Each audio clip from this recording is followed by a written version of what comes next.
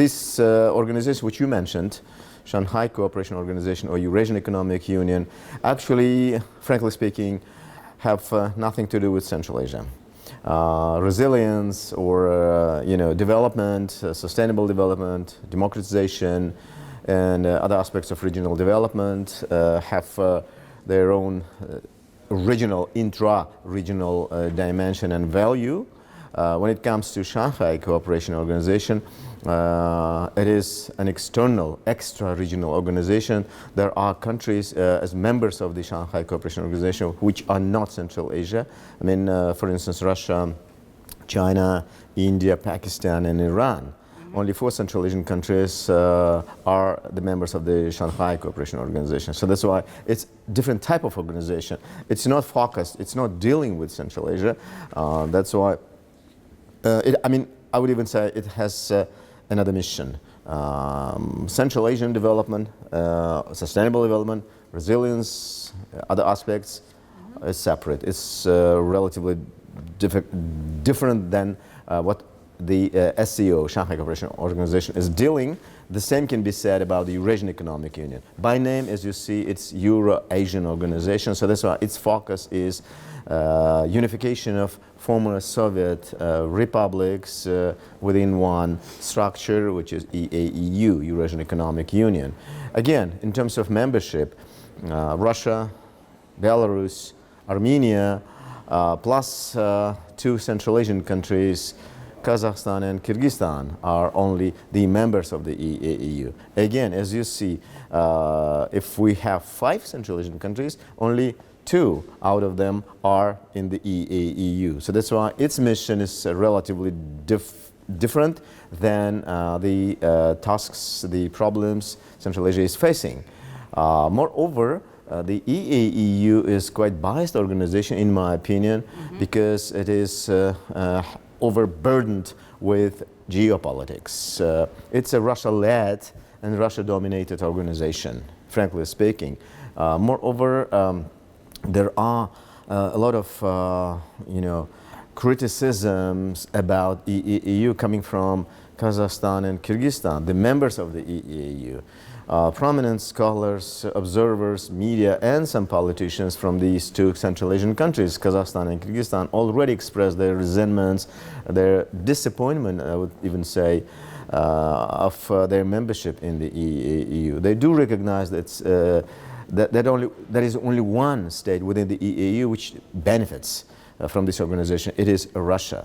Some of my Kazakh colleagues and Kyrgyz colleagues are talking about possible exit of their countries from the EAEU because, as they say, Kazakhstan and Kyrgyzstan couldn't benefit from it. So that's why the issues such as regional development in Central Asia, resilience, democratization, prosperity, and the like are more dependent on 5 Central Asian countries only, which are here inside the region. They are Kazakhstan, Kyrgyzstan, Tajikistan, Turkmenistan, and Uzbekistan. So that's why other countries, EAEU or SCO, and also many others, in many aspects are incompatible, even, I would say, incompatible with the Central Asian own structure.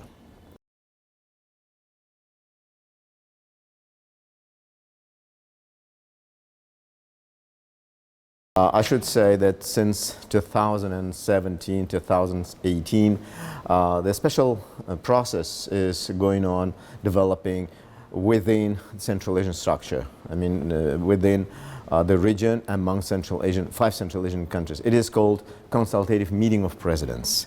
It was initiated by the Uzbek president, Mirziyoyev. It means that once a year, presidents of Central Asia meet together in one of the capitals of Central Asia to discuss regional issues. And it happens every year. So since 2018 until today, there were already 5 meetings, consultative meetings, and every time they discuss regional issues. Let me just mention last meeting, which took place just a few days ago in the capital of Tajikistan, Dushanbe. The 5th consultative meeting was held, and the presidents adopted interesting decisions and made very interesting statements during the meeting. In the aftermath of the meeting, they adopted also the joint statement, declaration, about what they decided, what are their intention regarding future development of Central Asia, and so on. Among those questions and decisions, there were documents and agreements on on issues related to water management, sustainable development, and the like. In particular, there is a very acute question, problem between and among Central Asian countries, which is related to the water flow of two major rivers of Central Asia, Sirdarya and Amudarya, two major rivers. They are flowing towards Aral Sea, but Aral Sea itself is drying up. It is a very big, it's huge global even ecological catastrophe which Aral Sea faced, because it's completely dried, and under the northern part of Aral Sea, which is located in the territory of Kazakhstan, is relatively preserved, saved. So that's why it is a very serious environmental issue. Moreover, the population living in the basin of Aral Sea are facing serious environmental problems related to their well-being, health care, and other aspects of everyday life, household. Well, that's why we are observing today the growing tendency, which is called climatic migration. Many people from that basin, Aral Sea basin, are moving to other areas for better life. So that's why international organizations from United Nations organization, European organization, international funds are also assisting Central Asian countries to overcome the negative consequences of the Aral Sea drying up. So in the 5th consultative meeting, they discussed overall issues related to Aral Sea, water flow, water management.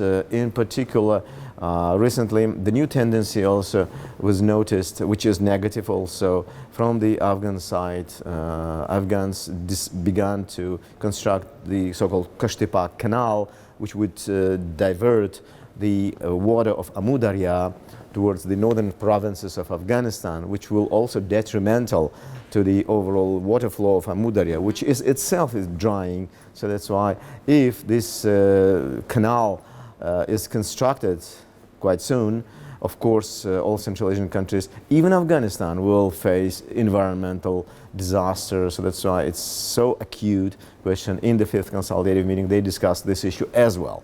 So that's why it is very actual. And what is important, despite this, the acuteness of these problems, despite negative connotation, I think at the same time it became a serious ground for unification of Central Asian countries. You asked about how how these kind of problems contribute to regional integration in Central Asia. Yes, the common problem, the common challenge they are facing today, caused their common actions, common measures, beginning from discussion of presidents in the consultative meeting up to meeting and measures, technical measures taken by specialists, technicians, water management experts, and other things, other people. And I think they are developing very fundamental and long-term plans to overcome these overall negative environmental consequences causing from the environmental disasters.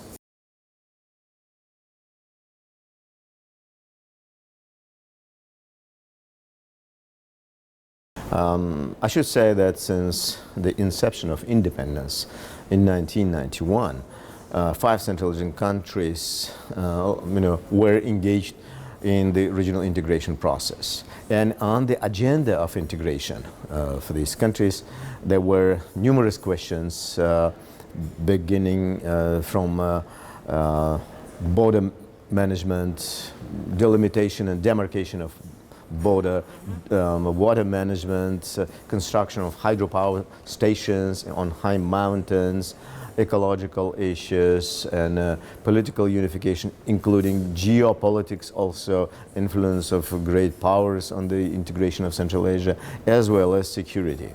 They address security since first day of independence because, Central Asia has a very specific feature in terms of its geographical location, squeezed between China and Russia from two sides, and to the south, Afghanistan, which is constantly unstable, itself suffering from different conflicts, terrorism and extremism. So that's why challenges from Afghanistan territory were also faced by Central Asian countries. So I mean Central Asian countries since first days of independence they have lived in the context of permanent security challenges, and such understanding of such challenges, security threats from different directions and in different spheres, as I said, environmental or military or religious and geopolitics, caused their common response, as we say, to those challenges. They were engaged in different projects in the sphere of regional security.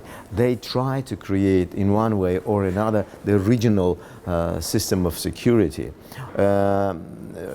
On one hand, I mean, when they are cooperating jointly within the region, but on the other hand also with the assistance of some extra-regional great powers such as the European Union or NATO or United States and others. I mean, there are special programs in cooperation with other countries of the world directed to strengthening regional security, stability, resilience, and so on. In particular, even NATO was quite productive in Central Asia, although Central Asia is quite away from the NATO zone. NATO already has realized a number of projects and was deeply engaged with Central Asians in the sphere of regional security. So that's why security is probably one of the key spheres, central issue, which is causing joint actions, joint measures of all Central Asian countries, and thereby contributing to their integration.